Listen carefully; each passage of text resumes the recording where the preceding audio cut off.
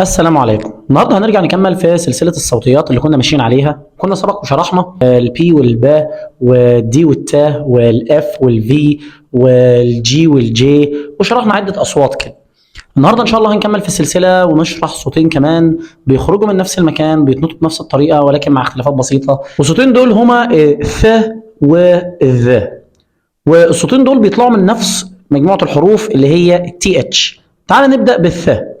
هو من الاصوات اللي بيرتبط فيها لسانك بسنانك، يعني سنه لسان كده بتطلع على طرف السنان وتنطق منها الصوت. وهو خلي بالك من الاصوات اللي بتسميها فراكتيف، يعني بيطلع معاها مخرج هوائي بسيط جدا، بتحس بيه لو حطيت ايدك كده قدام بقك هتحس بشويه هواء.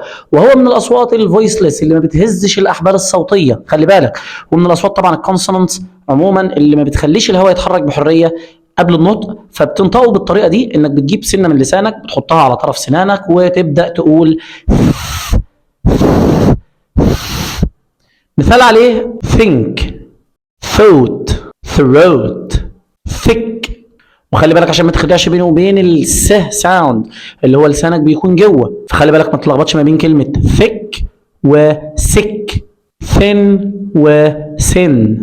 انصحك تعيد الفيديو تاني وتسمع طريقه نطق الصوت، وبعد كده تسمع الكلمات الداله عليه، وبعد كده تيجي للجمله دي اللي هي few throw three free throws، وتبدا تكرر تكرر تكرر لحد ما الصوت يظبط معاك. وده كان الجزء الاول من الفيديو اللي هو الشق الاول للاصوات اللي هو الث ساوند.